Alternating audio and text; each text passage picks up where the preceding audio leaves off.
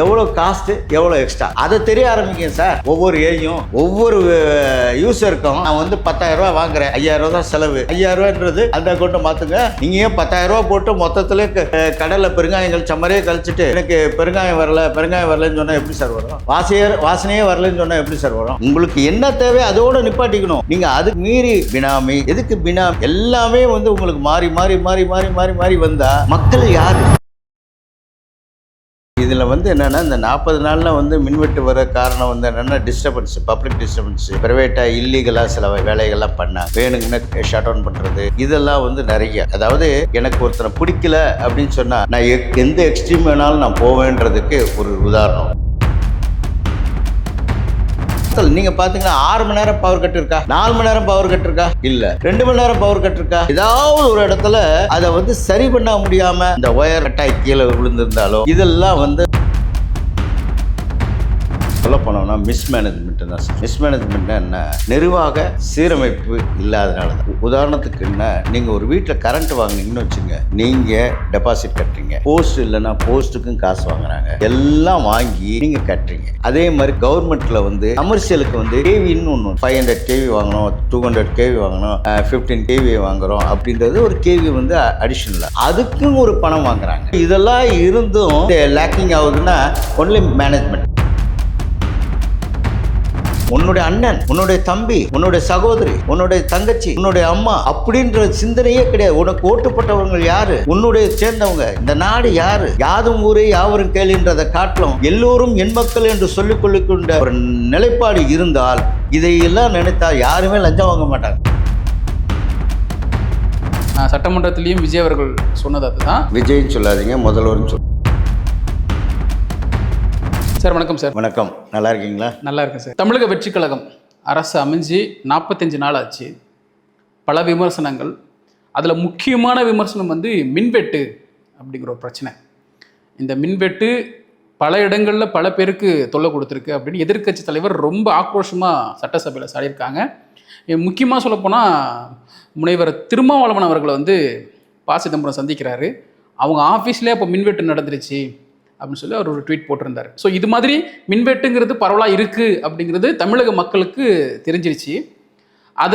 அது சம்மந்தமாக ஒரு வெள்ளை அறிக்கையை கொடுக்குறேன்னு சொல்லிட்டு நம்ம அமைச்சர் நிர்மல்குமார் அவர்கள் சொல்லியிருந்தார். அதுக்கான வெள்ளை அறிக்கையை இன்னைக்கு ரிலீஸ் பண்ணியிருக்காங்க. இந்த வெள்ளை அறிக்கையுடைய நோக்கம் என்ன? இந்த வெள்ளை அறிக்கைங்கிறது கடந்த கால அரசுகளை குற்றம் சாட்டுறதுக்கு மட்டுமா, இல்லை இப்போ இருக்கக்கூடிய பிரச்சனையை மக்களுக்கு எடுத்து சொல்கிற விதமாக இருக்கா? வெள்ளை அறிக்கை என்ன நடந்துக்கிட்டு இருக்கு, என்ன நடத்த போகிறோன்றத சொல்கிறதுக்கான ஒரு வாய்ப்பு. இதுவரை என்னென்ன நடந்திருக்கு, எப்படியெல்லாம் கரண்ட்டு வாங்கணும், அதாவது இந்த இணைப்புகள் வந்து எது மூலயமா நம்மளுக்கு எல்லாத்துக்கும் நுகர்வோர் பயன்படுத்துகிறாங்க அப்படின்றது ஒன்று. ரெண்டாவது, அதை பயன்படுத்தும் போது வேலையாட்கள் எவ்வளோ பேர் இருந்தாங்க, எவ்வளோ பேர் இருப்பாங்க, எவ்வளோ பேர் தேவைப்படுது அப்படின்ற ஒரு இது வெள்ளையில் வரும். மூன்றாவது, எவ்வளவு இதுக்காக 2011 நம்மளுடைய வரவு செலவுகளில் எவ்வளவு மிஞ்சி பணம் வாங்கியிருக்கோம், அதாவது வருவாய்க்கு மேலே கடன் வாங்கினது. அது பர்பஸ் நிறையா இருக்கும். ஏன்னா வந்து ஒன்று மட்டும் உங்களுக்கு சொல்கிறேன், தமிழ்நாட்டில் மட்டும்தான் மூல முடுக்கெல்லாம் வந்து எலக்ட்ரிசிட்டியினுடைய எக்ஸ்டென்ஷன் இருக்குது. நீங்கள் இந்தியாவில் பார்த்திங்கன்னா the best electricity distribution centre வந்து நம்ம தமிழ்நாட்டில் தான் இருக்குது. எங்கெங்கெல்லாம் இதெல்லாம் பார்த்திங்கன்னா ஒரு சின்ன ஒரு லைட் ஏரியின்னா கூட அந்த இடத்துல கரண்ட்டு போயிருக்கு. ஆனால் அதுக்கு முன்னாடி முதல்ல ஒன்று தெரிஞ்சுக்கணும், ஏன் நம்ம இந்தியாவில் மட்டும்தான் எலக்ட்ரிசிட்டி அதிகமாக காஸ்ட் ஆகுது அப்படின்லாம் பார்த்திங்கன்னா 110 அப்படின்னு ஒரு சிஸ்டர் வாட்ஸ். இப்போ நம்ம வந்து 240 வாட்டில் இருக்கும். 110 வாட்ஸ்ன்றது ஒன்லி ஜெர்மனி, யூரோப்பியன் கண்ட்ரீஸ்லாம் பண்ணால் 110 தான். அது பிரகாரம் பண்ணியிருந்தோம்னு வச்சுக்க, இன்னும் காஸ்ட் கம்மியாக இருக்கும். இது வந்து என்னென்னா 240க்கு வரும்போது எஸ்டாப்ளிஷ் பண்ணிட்டாங்க. தெர்மல் பவர்லேருந்து எல்லாமே, என்டிபிசிலேருந்து எல்லாமே 240க்கு பண்ணிட்டாங்க. அது ஆரம்பத்திலே அதை, ஏன்னா இத்தனைக்கும் வெள்ளக்காரங்க தான் ஆடினாங்க. அப்போ அவங்க அதிலே வச்சு பண்ணியிருக்கலாம். ஆனால் அதை பண்ணலை.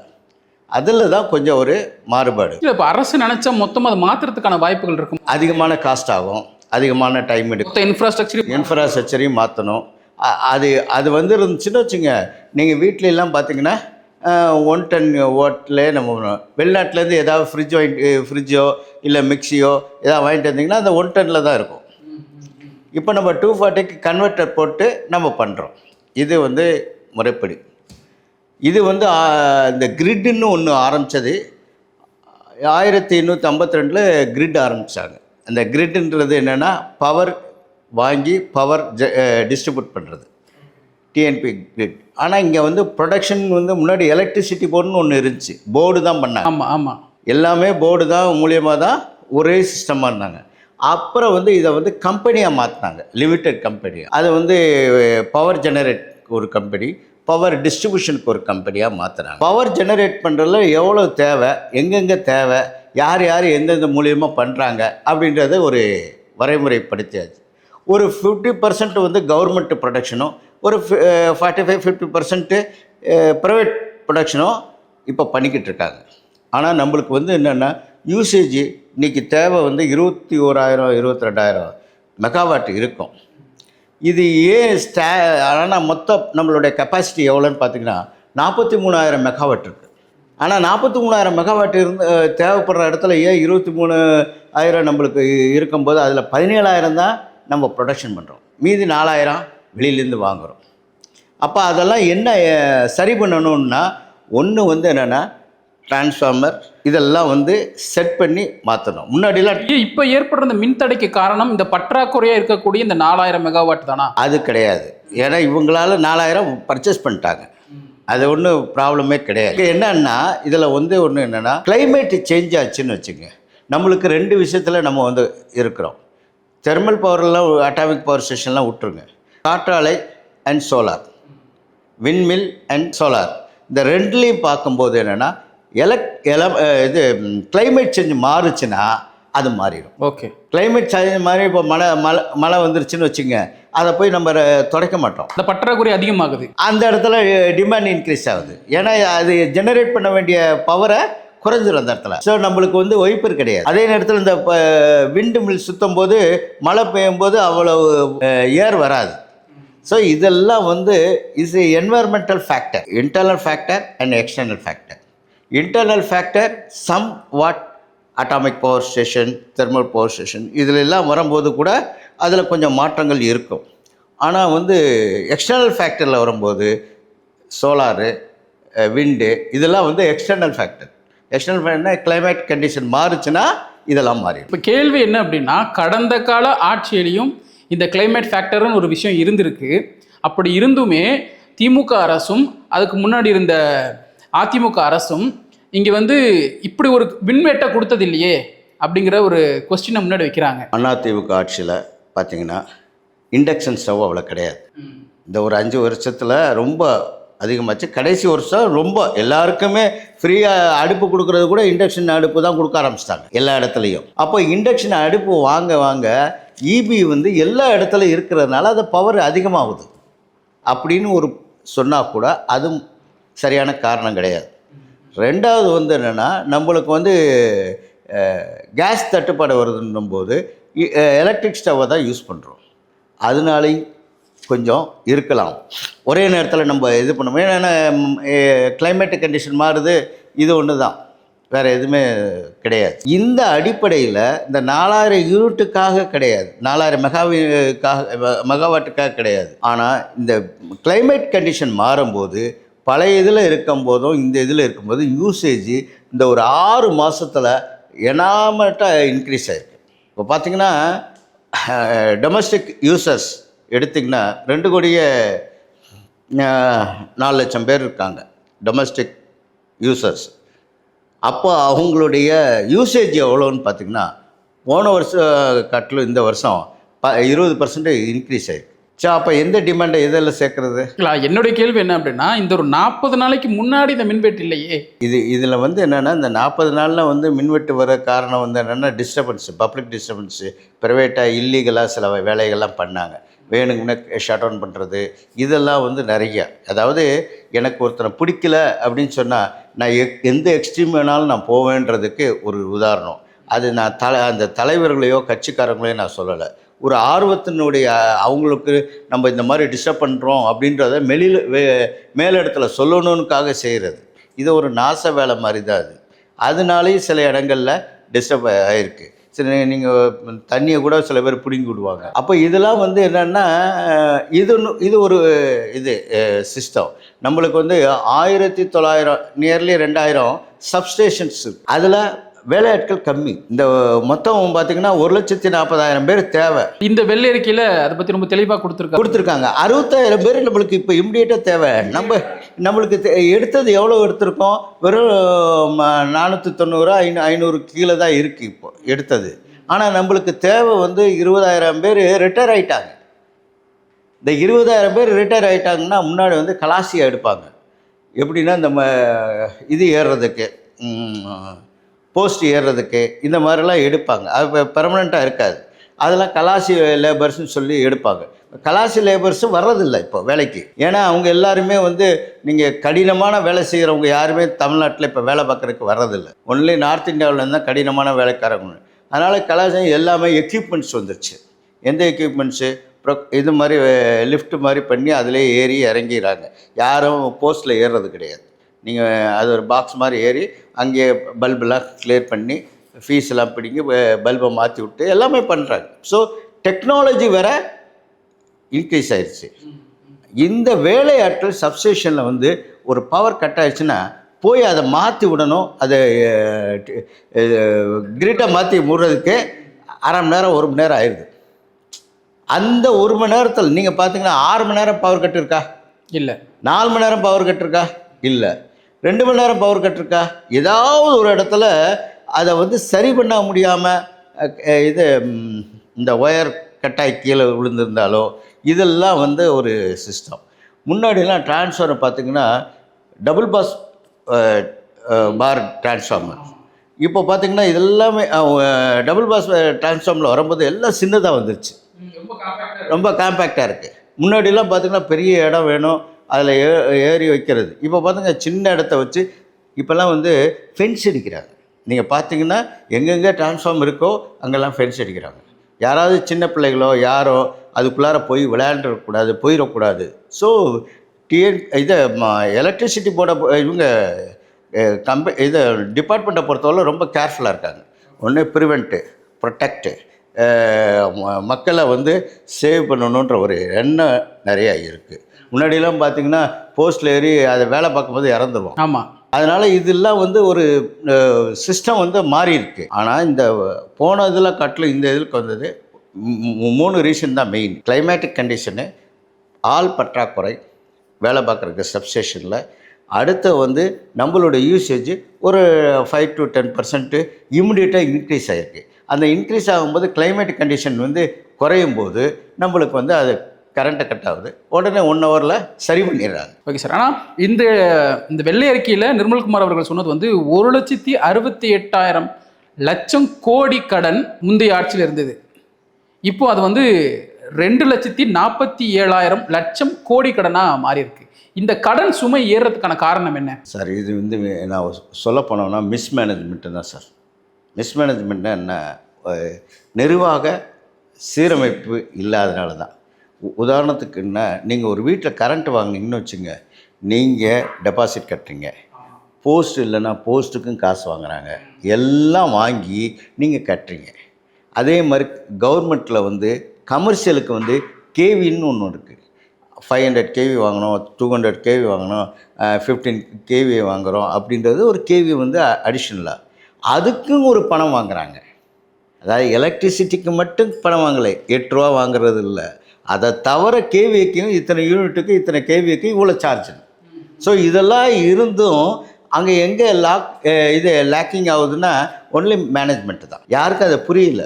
அந்த லேக்கிங் இருந்துச்சுன்னு வச்சுங்க, இந்த கடனே கிடையாது. டெபாசிட் வாங்குறீங்க, ஓகே தானே?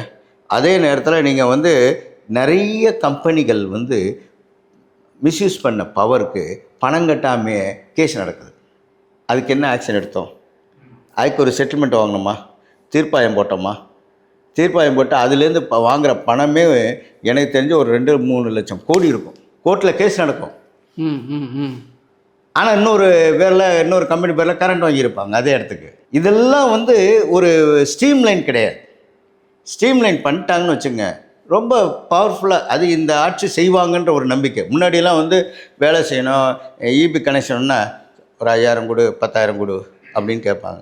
இப்போ ஏஇ யாருமே வந்து அந்த மாதிரி கிடையாது. சார் வரேன் சார் செய்கிறேன் சார் அப்படின்னு சொல்லுவாங்க.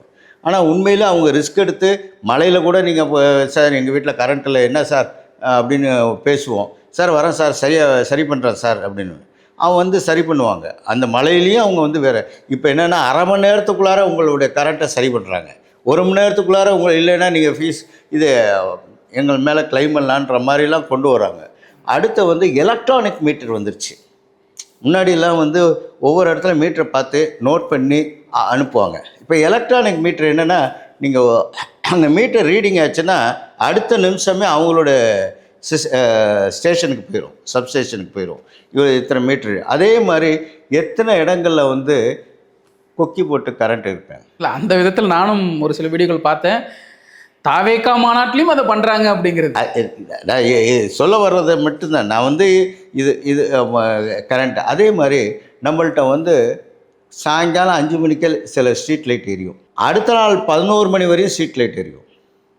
ஸோ இந்த மாதிரி இதெல்லாம் வந்து சீரமைப்பு பண்ணோன்னு வச்சுங்க எவ்வளோ குறையும். நீங்கள் அதை யாருமே யோசிக்கிறது இல்லை. நம்ம என்ன நம்ம பார்த்துக்கிட்டே போவோம். நம்மளுக்கு அதுக்குன்னு ஒரு டோல் நம்பர் கொடுக்கணும்.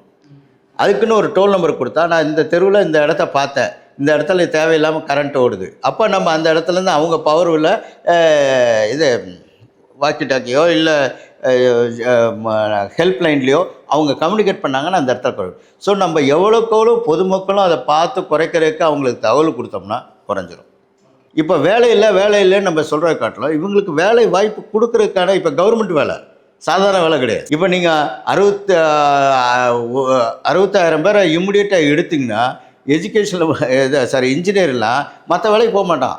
எங்கே போயிருக்காங்க தெரியுமா இன்ஜினியர்லாம்? தெரியுமா உங்களுக்கு? ஸ்விக்கி ஜொமேட்டோ, கொரியர் வேலையும் ஸ்விக்கி ஜொமேட்டோவும் லோனு அது பண்ணால் ரெக்கவரிக்கு தான் போயிருக்காங்க. ஏன் யோசித்து பாருங்கள். நிறைய விஷயங்கள் வந்து இதை சரி பண்ணணும். எம்ப்ளாய்மெண்ட்டு, இந்த எம்ப்ளாய்மெண்ட்டை சரி பண்ணிட்டான்னு வச்சுங்க கண்டிப்பாக முடிஞ்சு போகும். அதே நேரத்தில் ராதாகிருஷ்ணன் வந்து செய்கிறார். பட் அவரை வந்து நான் சொல்லலை. அவர் வந்து ஒரு மெடிக்கல் வெட்டினரி டாக்டர். பட் இங்கே வந்து இன்ஜினியர் தான் போடணும். இதில் இன்ஜினியர் தான் போடணும். இன்னும் இன்ஜினியர் எப்படி போடணும், டெவலப்மெண்ட் எலக்ட்ரிக்கல் நான் பார்த்துருக்கேன். முக்கால்வாசி எலக்ட்ரிக்கல் இன்ஜினியரே போட மாட்டாங்க. ஒரு ஐஏஎஸ் ஆஃபீஸர் போடலாம், அதுலேயே எலக்ட்ரிக்கல் தெரிஞ்சவங்கள அந்த இதில் போட்டாங்கன்னா இன்னும் கொஞ்சம் பெட்டராக நடத்துவாங்க. சரி, இப்போ இந்த பிரச்சனையில் வந்து எல்லா துறையிலையுமே இங்கே ஊழல் அப்படிங்கிற ஒரு விஷயம் வந்து ரொம்ப ரொம்ப மிகப்பெரிய ஒரு ஓட்டையை ஒரு கரையான் புற்று போல இருந்திருக்கு அப்படிங்கிறது நமக்கு தெரிய வருது. சட்டமன்றத்திலையும் முதல்வர் அவர்கள் சொன்ன விஷயம் வந்து ஒவ்வொரு ஊழலாக வெளில வரும் போலையே அப்படிங்கிற மாதிரி சொல்லிட்டு இருந்தாங்க. அப்போது மின்சாரத்துறையில் இவ்வளோ கடன் இருந்தும் இதில் ஏற்பட்ட ஊழல் இந்த வெள்ளை அறிக்கையில் வெளில வந்திருக்கா? வெள்ளை அறிக்கையில் எவ்வளவு டிரான்ஸ்ஃபார்மர் இருக்குது, எவ்வளவு கண்டக்டர் இருக்குது, அதை தான் சொல்லியிருக்காங்க. இத்தனாயிரம் கண்டக்டர் வாங்கியிருக்கோம், இத்தனாயிரம் கண்டக்டர் டெலிவரி ஆகல, இத்தனாயிரம் கண்டக்டருக்கு வந்து ஃபீஸ் வாங்கலை. நம்மளுடைய இவங்க வந்து எப்போதுமே வந்து என்னென்னா எல்லாம் தெளிவாக பண்ணிட்டோன்னு அவங்க நினைக்கிறாங்க. இன்றைக்கி நான் ஒரே ஒரு விஷயம், அதே கண்டக்டர் இன்றைக்கி ஒரு விளம்பரம் கொடுக்க சொல்லுங்கள். வாங்குகிறோம், ஒரு 10 கண்டக்டர் வாங்குகிறோம், 10 டிரான்ஸ்ஃபார்மர் வாங்குகிறோம். அப்போ காம்படிஷன் எவ்வளோ விலைக்கு வருதுன்னு பார்த்திங்கனாவே அவ்வளோ டிஃப்ரென்ஸ். நான் சொல்கிறது புரியுங்களா? அவங்க வாங்கின காலத்துலேயும் இன்றைக்கி விளம்பரம் பண்ணி எவ்வளோ இந்த கண்டக்டர் இத்தனை விலைக்கு ஒரு 1000 சப்ளை பண்ணுறதுக்கு யார் இருக்கா கொட்டேஷன் அனுப்புங்கன்னு சொல்லி ஒரு பொது வேலையில் சொன்னேன்னு வச்சுங்க, அப்போ ரேட்டு என்னென்ன உண்மையான ரேட்டு வந்துடும். ஸோ அந்த ரேட்டுக்கும் இந்த ரேட்டுக்கும் எவ்வளோ டிஃப்ரென்ஸ்னு வந்துடும். நீங்கள் யார்கிட்டையும் போய் கேட்க வேண்டாம். எல்லாருமே இதில் வந்து என்னென்னா கொஞ்சம் புரிஞ்சிக்காமே இருக்காங்க. யார்? அரசியல்வாதிகள், மந்திரிகள். என்னமோ நம்மளுக்கு வாய்ப்பு கிடைச்சோன்னா நம்ம பெரிய லெவலில் போயிட்டோன்னுங்க, அது தப்பு. நம்மளுக்கு எனக்கு சாப்பிட்ற டைம் வந்து அவரால் சாப்பிடக்கூடிய இது வந்து 5 இட்லி 3 இட்லி 25 இட்லி ஒரே நேரத்தில் அவர் சால்வ் பண்ணுவோமா? அது மாதிரி தான் நினைக்கணும். இந்த அரசியலில் அரசாங்கத்தில் பொது படத்தை சரியாக செய்யணும். நீங்கள் அந்த சிந்தனை இல்லாதனால தான் இன்றைக்கி வந்து எல்லா இடத்துலையும் வந்து ஊழல் ஊழல் ஊழல் எல்லாத்துக்கும் பேராசை வந்துருச்சு. எதையுமே கட்டுப்படி. ஆனால் நான் கரெக்டாக இருக்கேன் கொட்டேஷன் வாங்கி இதை வாங்கி டெண்டரை வாங்கி முடித்தா கரெக்டாக இருக்குன்னு ஆயிருமா? நான் இருந்த சொத்து எவ்வளவு, நான் வெளியே வரும்போது எவ்வளோ சொத்து இருக்குன்னு நீங்கள் நிரூபிக்க ஆரம்பிச்சிங்கன்னா அதுவே உங்களுக்கு ஊழல் தான். கையிருப்பு 156 ரூபா, போட்டிருக்கின்ற சட்டைகள் வேஷ்டிகள் 4, வச்சிருந்த இந்த 150 ரூபா கட்சி எடுத்துக்கிச்சு. துணிமணிகள் சொந்தக்காரர்கள் எடுத்துக்கொண்டார்கள். வைத்திருந்த கார் கொடுத்தவன் எடுத்துக்கொண்டார். தங்கியிருந்த வீடு அரசு எடுத்துக்கிச்சு. அப்படின்னு ஒரு மனிதன் வாழ்ந்தான் என்றால் அது கர்மர் வீரர் காமராஜர். அது மாதிரி சொல்ல முடியுமா? யாராவது நீங்கள் சொல்லலாம், நான் வந்து கரெக்டாக இருந்தேன், நான் டெண்டர் கரெக்டாக இருந்தேன். ரைட்டு இருந்தால் இப்படி இருக்கீங்களா? உங்களுக்கு என்ன தேவை அதோடு நிப்பாட்டிக்கணும். நீங்கள் அதுக்கு மீறி பினாமி, எதுக்கு பினாமி? எல்லாமே வந்து உங்களுக்கு மாறி மாறி மாறி மாறி மாறி மாறி வந்தால் மக்கள் யார்? உன்னுடைய அண்ணன், உன்னுடைய தம்பி, உன்னுடைய சகோதரி, உன்னுடைய தங்கச்சி, உன்னுடைய அம்மா அப்படின்ற சிந்தனையே கிடையாது. உனக்கு ஓட்டுப்பட்டவர்கள் யார்? உன்னுடைய சேர்ந்தவங்க. இந்த நாடு யார்? யாதும் ஊரே யாவரும் கேளுன்றதை காட்டிலும் எல்லோரும் என் மக்கள் என்று சொல்லிக்கொள்ளிக்கொண்ட ஒரு நிலைப்பாடு இருந்தால் இதையெல்லாம் நினைத்தால் யாருமே லஞ்சம் வாங்க மாட்டாங்க. அவங்களுக்கு தேவை என்ன? என் பிள்ளை படிக்க வைக்கணுமா? இல்லை இவங்க சம்பாதிக்கிறது பிள்ளைங்க எதுவும் ஸ்கூல் படிக்கிறாங்களா, காலேஜ் படிக்கிறாங்களா, அதுக்காக லஞ்சம் வாங்கினேன்னு சொல்ல முடியுமா? அதிகாரிகளுக்கு வந்து தனி சலுகை கொடுக்கணும். அவங்க பிள்ளைகளை கேப்டேஷன் ஃபீ இல்லாமல் எல்லா அதிகாரியுடைய பிள்ளைகளையும் ஸ்கூலில் காலேஜில் சேர்க்குறதுக்கு கவர்மெண்ட்டு அதுக்கு ஒரு பெர்சன்டேஜ் வந்து அவங்கள படிக்க வைக்கிறதுக்கு ஃப்ரீ அதாவது கேப்டேஷன் இல்லாமல் ஸ்கூலில் சேர்க்கணும்னு சொல்லி எல்லா ப்ரைவேட் ஸ்கூலுக்கும் ஏன் லெட்டர் எழுதலை? உங்களுக்கு கையெழுத்து போகிறது அவங்க தானே, இபி அவங்க தானே வேலை செய்கிறாங்க, ரெவன்யூ டிபார்ட்மெண்ட் அவங்க தானே வேலை செய்கிறாங்க. நீங்கள் மற்ற இடத்துல 4 லட்ச ரூபா வாங்க, 2 லட்ச ரூபா வாங்க, 1 லட்ச ரூபா வாங்க, இவங்கள்ட்ட வந்து அந்த கேப்டேஷன் ஃபீ இல்லாமல் வெறும் ஃபீஸை மட்டும் வாங்கிட்டு போங்க. அந்த எண்ணம் இல்லையே சார். அது ப்ரைவேட் மேனேஜ்மெண்ட். ஒரு ஸ்கூல் ஒருத்தர் ஆரம்பித்திருந்தால் 1990 ஒருத்தர் ஆரம்பித்திருந்தால் காலேஜோ ஸ்கூலோ மெடிக்கல் காலேஜோ இன்ஜினியரிங் காலேஜோ ஆரம்பித்திருந்தால் இன்று 25 வருடங்களில் ஒவ்வொருவரும் 15லேருந்து 20 வரையும் இன்ஸ்டியூஷன் வச்சுருக்காங்க. இது எதனுடைய அடிப்படையில் வந்திருக்கு? இப்போ அரசு இன்ஸ்டியூஷனும் அரசு பள்ளிகளும் தரமிழந்து போனதுக்கான காரணம் இதுதான் கிடையாது. தரமிழந்து போகிறதுக்கு காரணம் கிடையாது. அதுலேயும் ஆசிரியர்கள் எத்தனையோ பிள்ளைகள் படிக்க வச்சு அப்துல் கலாம் மாதிரி போன்ற தலைவர்களை உருவாக்குனவர்கள் அரசு. பெற்றோருடைய மோகம் அந்த பிரைவேட் செக்டரை நோக்கி தானே போகுது. அதை தான் நான் மறுபடியும் சொல்கிறேன். என்னுடைய பிள்ளை ஆங்கிலம் படிக்க வேண்டும். நான் ஆட்டோ ஓட்டுகிறனாலும் டேடி மம்மின்னு என் பையன் கூப்பிடணும். பக்கத்தில் இருக்க என்ன நினைக்கிறாரோ அதையே என் பையன் பேசணும். ஏன் அதை கவர்மெண்ட் ஸ்கூலில் கொடுக்க முடியாதா?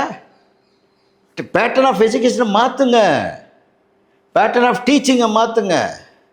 நீங்கள் வந்து அவங்களுக்கு வந்து என்ட்ரன்ஸ் எக்ஸாம் வச்சு டீச்சரை தான் போஸ்ட் பண்ணணுன்றதை விட்டுருங்க.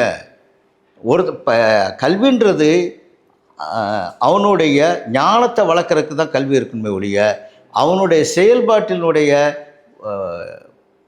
அதாவது என்ன சொல்கிறதுங்க, வாழ்வாதாரத்தை பெருக்குவதற்காக கல்வி இருக்கிறத காட்டிலும் அவனுடைய நாலேஜ் படிச்சுட்டானா எத்தனையோ பேர் மேலே போயிருக்காங்க. சுந்தர பிச்சை என்ன, அவர் என்ன பெரிய இதா? எல்லோரும் இங்கேருந்து தானே வந்தாங்க. எத்தனையோ பேர். நான்லாம் கவர்மெண்ட் ஸ்கூலில் படித்தவன் தான்.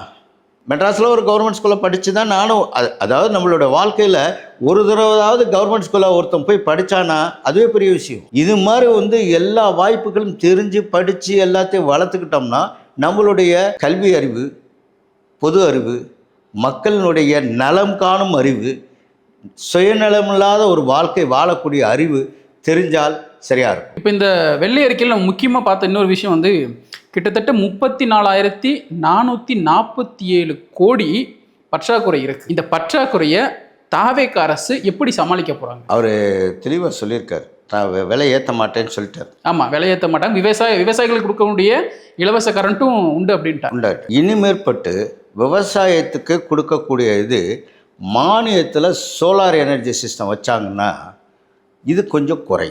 ம். இனிமேற்பட்டு அதிகமாகாமல் இருக்கிறது. நீங்கள் இது வந்து ஒரு பெரிய இது மாதிரி தான் ப்ராசஸ் மாதிரி தான் எடுக்கலாம். ரெண்டாவது விவசாயிகள் வந்து என்னென்னா 3 விதமான விவசாயி இருக்காங்க. நிலமில்லாத விவசாயி, சிறு தொழில், சிறு 1 ஏக்கர் 50 சென்ட்டு 5 ஏக்கர் உள்ள விவசாயி, பண்ணை முதலாளிகள் இருக்கிற விவசாயம், அடுத்து வந்து கார்ப்பரேட் செக்டார் உள்ள விவசாயம். இந்த இதில் வந்து சிறு தொழில் பண்ணுறவங்களுக்குலாம் நீங்கள் ஃப்ரீ கொடுங்க, பவர் கொடுங்க. நடுத்தர இது கூட நீங்கள் 5 ஏக்கர் உள்ளவங்களுக்கு கூட நீங்கள் ஃப்ரீ கொடுங்க. ஆனால் அந்த பண்ணையில் இருக்கிறவங்களுக்கு நீங்கள் ஃப்ரீ கொடுக்கணும்னு அவசியமே இல்லையே. அதிகமாக அனுபவிக்கிறது அவங்க தான் இருக்காங்க. அவங்க தான் வந்து நீங்கள் 3 ரூபா வாழைப்பழத்தை 10 ரூபாய்க்கு விற்கிற அளவுக்கு அவங்க தான் கொண்டு போகிறாங்க. ஸோ நீங்கள் வந்து அவங்கள வந்து அதிகமாக சம்பாதிக்கணுன்ற எண்ணத்தில் அவங்க இருக்காங்க. ஆனால் வந்து விவசாயம் என்னன்னா அது ஒரு பொக்கிஷம், பெரிய பொக்கிஷம்.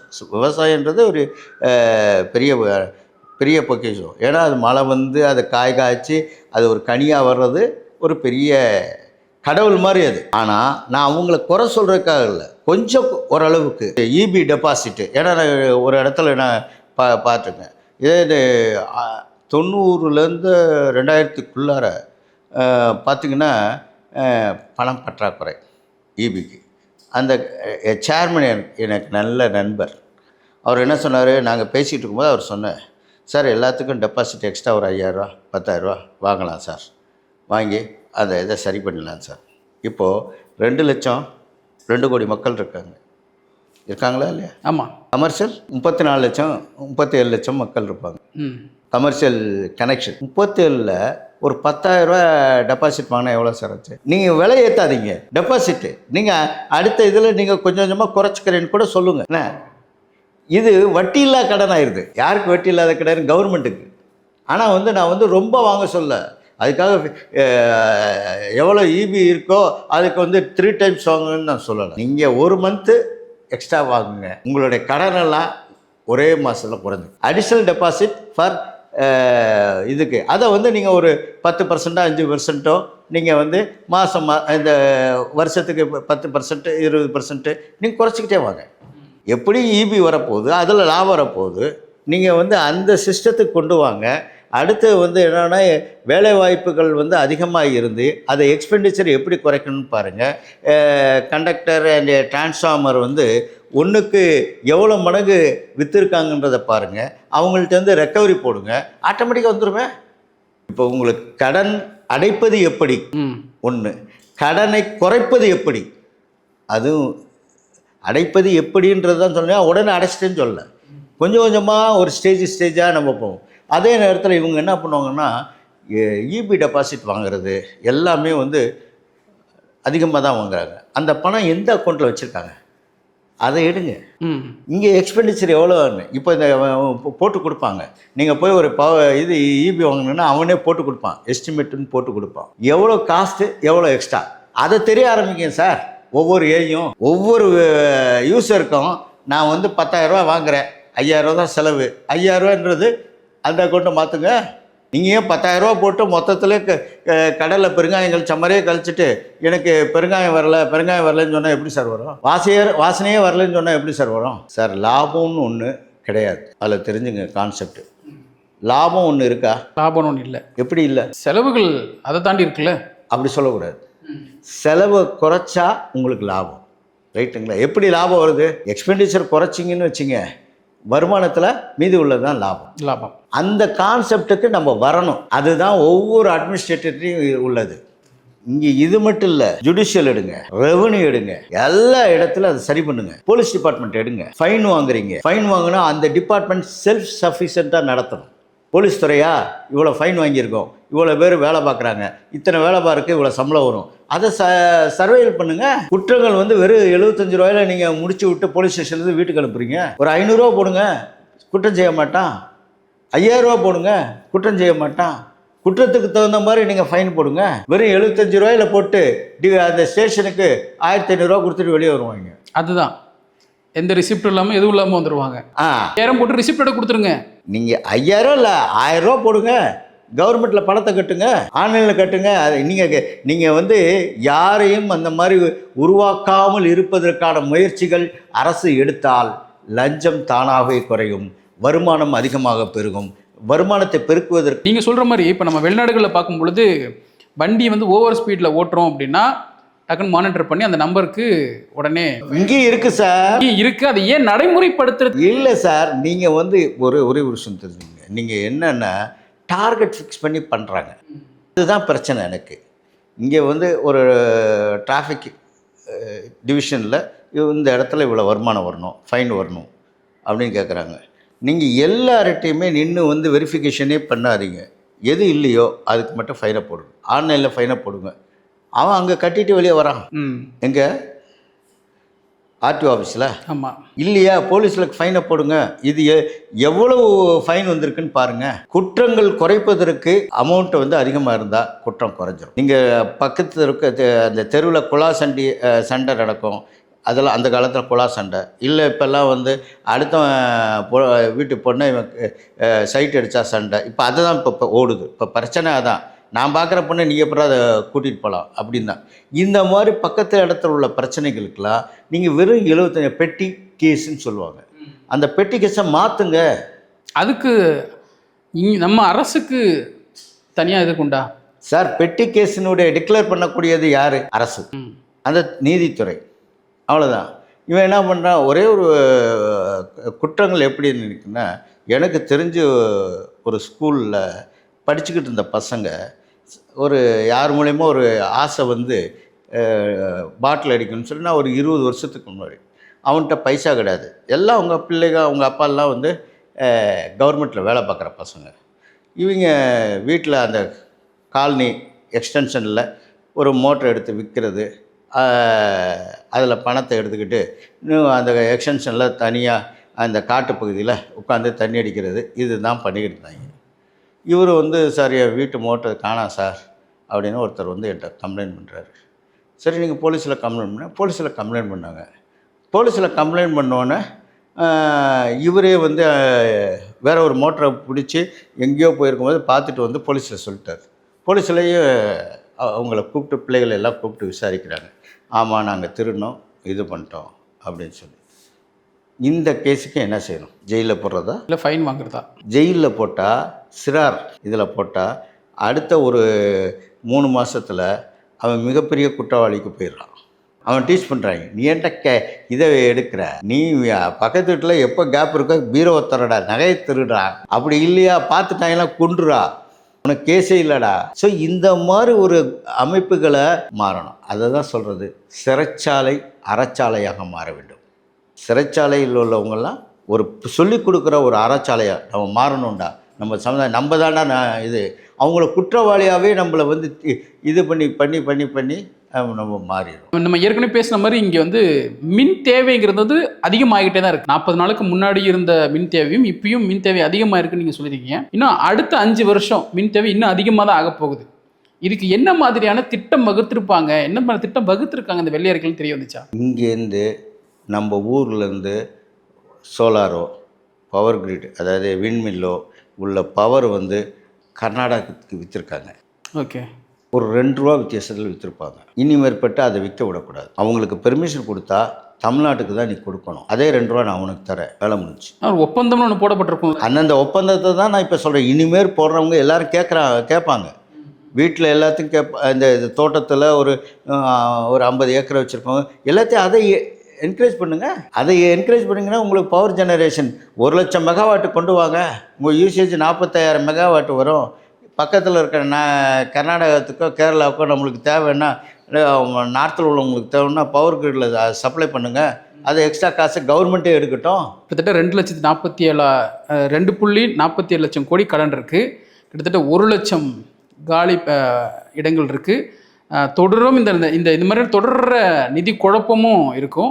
இவை எல்லாத்தையும் இது எல்லாத்தையும் தனியாக திமுக அரசும் செஞ்சு ஒரு மின்வெட்டு இல்லாத மாநிலமாக கொண்டு வந்துட்டு இருந்தாங்க. இப்போது இந்த பிரச்சனைகளை தாவேக அரசு சாதுரியமாக சமாளிக்கும்னு நினைக்கிறீங்களா? இப்போ இந்த அறிக்கையை கொடுத்துட்டாவே அந்த அறிக்கையிலேருந்து அவர் பின்வாங்க முடியாது. ஆனால் அறிக்கையில் ஒரு வார்த்தை சொல்லியிருக்கார், எங்களுக்கு கொஞ்சம் பணம் பற்றாக்குறை, நான் கடன் வாங்கி தான் ஆகணும் அப்படின்னு சொல்லியிருக்காரு. ஆனால் நான் சொல்கிற மெத்தடில் போனோம்னா கடனே வாங்க வேண்டாம், டெபாசிட்டை இன்க்ரீஸ் பண்ணுங்கள். அதாவது நீங்கள் பர்ச்சேஸ் பண்ணுறோம், எங்கே தமிழ்நாடு அரசு யார்கிட்ட பர்ச்சேஸ் பண்ணுறோம், இங்கே உள்ளவங்கள்ட்ட பர்ச்சேஸ் பண்ணுறோம். ஆனால் பற்றாக்குறைக்கு எங்கே வாங்குகிறோம், அடுத்த ஊர்லேயோ அடுத்த இதில் தான் நம்ம ஜெனரேஷனில் தான் கிரிட்டில் தான் வாங்குகிறோம். அப்போ வாங்கும்போது 21 ரூபாய் வரையும் வாங்கியிருக்காங்க யூனிட்டு.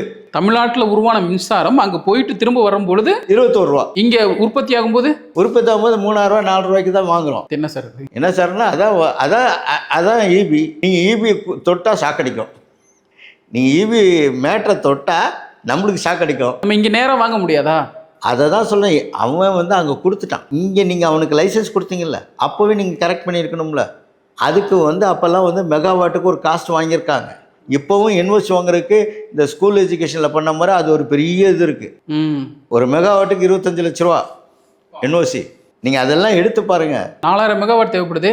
நான் ஒரு அதாவது 5 ஒரு மெகாவாட்டுக்கு 20 லட்ச ரூபா என்னமோ அந்த கணக்கில் போங்க சார். நம்ம நீங்கள் ஒரு பதவியில் இருக்கிறவங்களுக்கு உங்களுடைய சிந்தனை என்னன்னா, இது அரசாங்க பணம், அரசு மக்களுடைய பணம், மக்களுக்கு செய்ய வேண்டியதை நம்ம செய்யும்போது இதை தவறுதலாக நம்ம பயன்படுத்தக்கூடாதுன்ற உள் மணர்வு, உள் எண்ணம் இல்லைன்னா ஒன்றும் பண்ண முடியாது. உதாரணத்துக்கு நான் ஒரு விஷயம் சொல்ல, ஒரு கதை உண்டு. ஒரு பையன் சின்ன பொருளை திருடிட்டு வந்தான். அவங்க அம்மா பரவாயில்லடா நல்லா இருக்குடா அப்படின்னு சொல்லிட்டு இது பண்ணான். அவன் ஒரு நாள் சாப்பாடை திருடிட்டு வந்தான். நல்லா இருக்குடா, சாப்பாடு நல்லா இருக்குடா அப்படின்னு அவன் சட்டையை திருடிட்டு வந்து அவன் போட்டு வருவான். நல்லா இருக்குடா, பரவாயில்லடா அப்படின்னு சொல்லிட்டு அவனை ஒன்றுமே செய்யாமல் அவனை முத்தம் கொடுத்து அனுப்பிடுவான். அவன் வேறு ஒரு பெரிய லெவலில் திருடுறான், பெரியவனாகி. திருடினோடனே அவனை ஜெயிலில் வைக்கிறாங்க. இந்த தாய் அவனை பார்க்க போகுது. அவன் என்ன செஞ்சான் தெரியுங்களா? ஏமா என்னை கண்டித்து வளர்க்கலன்னு அந்த கையை வாங்கி கடிச்சிட்டான். அந்த தாயினுடைய எண்ணங்கள் இந்த தவறு செய்கின்றவர்களுடைய தாய்கள்லாம் அதை செய்திருந்தால் இந்த தவறை அவர்கள் செய்திருக்க மாட்டார். நான் ஒருவரை மட்டும் குற்றம் கண்டுபிடிச்சு சொல்ல வேண்டிய எனக்கு அவசியம் இல்லை. நீங்கள் மக்கள் என்ன, நீங்கள் லஞ்சத்தை பற்றி நான் பேச வரல. உங்களுடைய தனிமனித ஒழுக்கமே சரியில்லாத ஒரு நிலையை உருவாக்கி கொள்ளாதீர்கள். வேணால் உங்களுக்கு ஒரு 1000 பேர் 10,000 பேர் 1,00,000 பேர் உங்களை ஐயா மினிஸ்டர் நீங்கள் சூப்பர்னு சொல்லலாம். ஆனால் உலகம் இருக்கின்ற 8 கோடி மக்களும் நீங்கள் சூப்பர்னு சொல்லணும். அதுக்கு என்ன வழி? இந்த ஒரு விஷயத்தில் தொடர்ந்து பார்ப்போம், நம்ம கவனிப்போம். தமிழ்நாடு அரசு இந்த மின்துறை எந்த அளவுக்கு லாபத்தில் இருக்குது, என்ன மாதிரி அடுத்த ஸ்டெப் எடுக்கிறாங்க, நம்ம தொடர்ந்து பேசுவோம். உங்களோட நேரத்தை ஒதுக்கி எங்களுடைய கேள்விகளுக்கு மிக தெளிவான விளக்கம் கொடுத்ததுக்கு நன்றி சார். தேங்க்யூ.